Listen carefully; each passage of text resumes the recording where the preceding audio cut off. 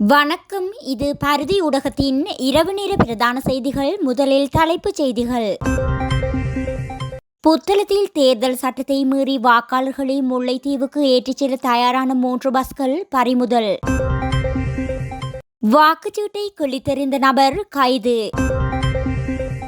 தென்னிலங்கையில் தம்பதி கொலை, கர்ப்பிணி பெண்ணொருவர் கைது. ஆர்ப்பாட்டமின்றி வாக்களித்த அனுர மக்களிடம் விடுத்த கோரிக்கை. தபால் மூல வாக்குகள் எண்ணும் பணி ஆரம்பம். இளைஞர்களை குறிவைத்து மதுபான விநியோகம் கடுமையாக சாடும் சிவசக்தி ஆனந்தன். வடகிழக்கு மக்களுக்கு தமிழரசு கட்சியே பொறுப்பு சாணக்கியன். அதிரடியாக கைது செய்யப்பட்ட பொது தேர்தல் வேட்பாளர். இனி தொடர்வன விரிவான செய்திகள்.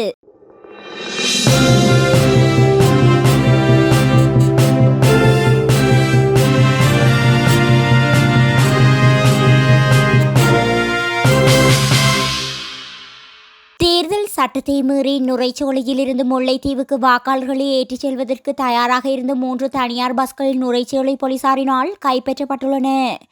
1981 ஆண்டின் 1ஆம் இலக்க பாராளுமன்ற தேர்தல்கள் சட்டத்தின் 83வது பிரிவின் பிரகாரம் குறித்து நடவடிக்கை மேற்கொள்ளப்பட்டுள்ளதாக புத்தளம் போலீஸ் அத்தியட்சகர் உதயகுமார தெரிவித்தார்.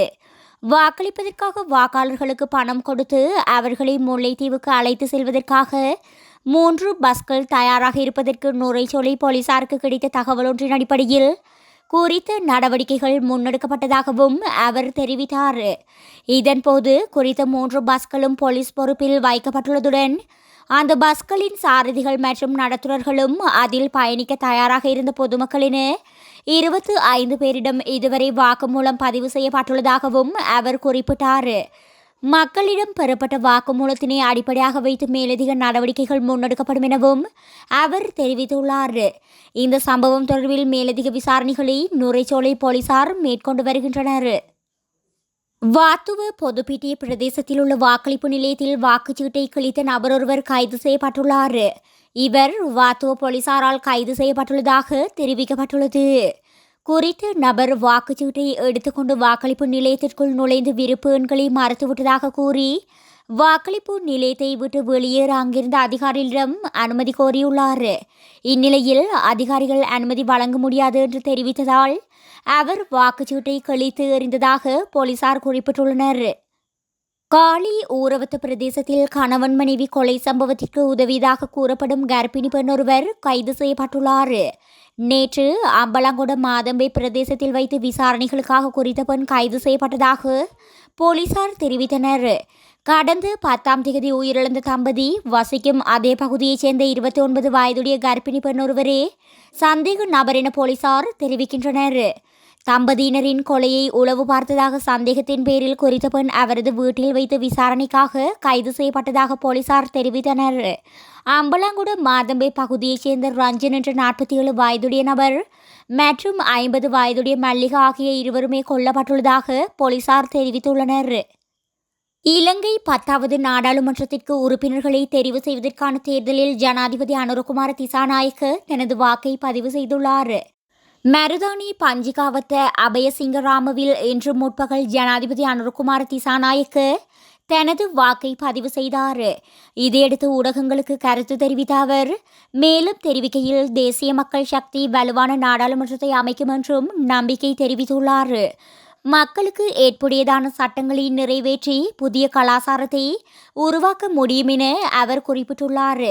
தேசிய மக்கள் சக்தி வடக்கு கிழக்கு தெற்கு மற்றும் மேற்கை ஒன்றிணைக்கும் ஆட்சியை அமைக்கும் என்றும் ஜனாதிபதி உறுதிபட குறிப்பிட்டுள்ளார். ஜனாதிபதி தேர்தல் வெற்றியின் பின்னர் நாட்டில் காணப்பட்ட ஜனநாயக ரீதியிலான சுதந்திரத்தை இனிவரும் தேர்தல் காலங்களிலும் எதிர்பார்ப்பதாகவும் தேசிய மக்கள் சக்தியின் ஆட்சியில் மக்கள் அதை உணர்ந்துள்ளனர் என்றும் அதனையே இந்நாட்டின் தேர்தல் கலாசாரமாக மாற்ற எதிர்பார்ப்பதாகவும் ஜனாதிபதி குறிப்பிட்டுள்ளார். மேலும் 196 நாடாளுமன்ற உறுப்பினருமைக்கமைய 8361 வேட்பாளர்கள் இம்முறை தேர்தலில் போட்டியிடுகின்ற நிலையில் 29 ஆசனங்கள் தேசிய பட்டியலூடாக தெரிவு செய்யப்படுகின்றமை குறிப்பிடத்தக்கது. இலங்கையின் 10வது நாடாளுமன்றத்திற்கான உறுப்பினர்களை தெரிவு செய்வதற்கான பொது தேர்தல் இன்றைய தினம் இடம்பெற்றது. அதற்கமைய காலை 7 மணிக்கு ஆரம்பமான வாக்களிப்பு நடவடிக்கைகள் மாலை 4 மணி வரை இடம்பெற்றது. தபால் மூல வாக்குகளை எண்ணும் பணி தற்போது ஆரம்பிக்கப்பட்டுள்ளதாக தேர்தல் ஆணைக்குழு தெரிவித்துள்ளது. ஏனைய வாக்குகளை எண்ணும் நடவடிக்கை இரவு 7:15 மணியளவில் ஆரம்பமாகும் எனவும் தெரிவிக்கப்படுகின்றது. 225 ஆசனங்களுக்காக மக்களின் நேரடி வாக்குகள் மூலம் தெரிவு செய்யப்படும் 196 நாடாளுமன்ற உறுப்பினர்களுக்காக 8352 வேட்பாளர்கள் களமிறங்கியிருந்தனர். குறித்த இந்த தேர்தலில் அங்கீகரிக்கப்பட்ட அரசியல் கட்சிகளைச் சேர்ந்த 5006 வேட்பாளர்களும் 3346 சுயேட்சை குழு வேட்பாளர்களும் போட்டியிட்ட நிலையில் இவர்களுக்கு 75.66% பேர் வாக்களிக்க தகுதி பெற்றிருந்தமை குறிப்பிடத்தக்கது. ஐக்கியத்திற்கு எதிராக இருப்பவர்களை திருத்துவதற்கு தமிழ் மக்கள் இந்த தேர்தலினூடாக சந்தர்ப்பம் வழங்க வேண்டும் என்று முன்னாள் நாடாளுமன்ற உறுப்பினர் சிவசக்தி ஆனந்தன் தெரிவித்துள்ளார். மேலும் தேர்தல் காலங்களில் இளைஞர்களை குறிவைத்து மதுபானங்களை வழங்கும் செயற்பாடுகளை சிலர் முன்னெடுத்து வருவதாகவும் அவர் குறிப்பிட்டுள்ளார். வவுனியா தமிழ் மத்திய மகா வித்தியாலயத்தில் அமைக்கப்பட்டுள்ள வாக்கெடுப்பு நிலையத்தில் தனது வாக்கினை இன்று அவர் பதிவு செய்துவிட்டு அதன் பின்னர் ஊடகங்களுக்கு கருத்து தெரிவிக்கும் போதே மேற்கண்டவாறு குறிப்பிட்டுள்ளார். மேலும் கருத்து தெரிவித்த அவர், எனவே எதிர்காலத்தில் தேர்தல் திணைக்களம் தேர்தல் சட்டத்திட்டங்களை இறுக்கமாக கடைபிடிக்க வேண்டும். தமிழ் மக்கள் இந்த தேர்தலில் ஐக்கியப்பட்டிருக்கக்கூடிய ஜனநாயக தமிழ் தேசிய கூட்டணியை பலப்படுத்துவதனூடாகவே தமிழ் மக்களின் பிரச்சினைகள் தீர்க்கக்கூடியதாக இருக்கும். ஐக்கியத்திற்கு எதிராக இருப்பவர்களை திருத்துவதற்கு தமிழ் மக்கள் இந்த தேர்தலினூடாக சந்தர்ப்பம் வழங்க வேண்டும் என்று கேட்டுக்கொள்கிறேன் என தெரிவித்துள்ளார். வடக்கு கிழக்கு மக்களுக்கும் சிறந்த ஒரு எதிர்காலத்தை எம்மால் அமைத்து தர முடியும் என இலங்கை தமிழரசு கட்சியின் மட்டக்களப்பு மாவட்ட முதன்மை வேட்பாளர் ராசமாணிக்கம் சாணக்கியன் தெரிவித்துள்ளார். மட்டக்களப்பு பட்டிருப்பு தேசிய பாடசாலையில் வாக்களித்துவிட்டு கருத்து தெரிவிக்கையிலேயே அவர் இவ்வாறு குறிப்பிட்டுள்ளார். இதன்போது அவர் மேலும் தெரிவிக்கையில், நான் எனது வாக்கை எனக்காக செலுத்தியிருக்கின்றேன். என்னுடைய வாக்கு எதிர்வருகின்ற 5 வருடத்தின் எமது மக்களின் தலைமைத்துவத்தை தீர்மானிக்கின்ற வாக்காக நான் இதனை பார்க்கின்றேன்.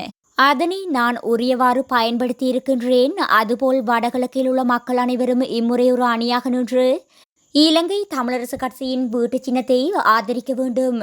அடுத்த 5 வருடத்தில் இந்த வடக்கு கிழக்கை தமிழரசு கட்சியைச் சேர்ந்து நாங்கள் பொறுப்படுத்தி மக்கள் அனைவருக்கும் ஒரு சிறந்த எதிர்காலத்தை அமைத்து தருவதற்கு மக்கள் அளிக்கும் வாக்காகவே அமையும். குறிப்பாக நாட்டின் அரசாங்கம் ஜனாதிபதியினூடாக பிரதான கட்சிக்கு பெரும்பான்மை இந்த தேர்தலில் வருவது சந்தேகமாக உள்ளது. இந்த சந்தர்ப்பத்தில் தமிழ் பேசும் தரப்பின் சார்பிலே பேரம் பேசும் சக்தியாக நாங்கள் இருக்கக்கூடிய ஒரு அரிய சந்தர்ப்பம் கிடைத்திருக்கின்றது. இந்த வாய்ப்பை நமது மக்கள் சரியாக பயன்படுத்தி கொள்ள வேண்டும். அடுத்த 5 வருடத்தில் நாங்கள் இந்த மக்களுக்கான சிறந்த எதிர்காலத்தை அமைத்து கொடுப்போம். அதற்காக உழைக்கக்கூடிய நபர்களை எமது கட்சி சார்பில் களமிறக்கியுள்ளோம். தமிழ் மக்களுடைய அரசியல் தீர்வு இந்த நாட்டில் நடந்த சமூக விரோத செயல்கள், இனப்படுகொலை போன்றவற்றுக்கான விசாரணைகள் நீதி கிடைக்க வேண்டும். நிலாபகரிப்பு, அரசாங்கத்தினால் முகம் கொடுக்கும் பிரச்சினைகளுக்கு தீர்வு காணல், நாங்கள் பேரம் பேசும் சக்தியாக எம்முடைய மக்கள் எங்களுடைய கரங்களை பயன்படுத்தினால் மட்டக்களப்பு மாவட்ட மக்களுக்கும் வடகிழக்கும் வாழ் மக்களுக்கும் சிறந்த ஒரு எதிர்காலத்தை எம்மால் அமைத்து தர முடியும்.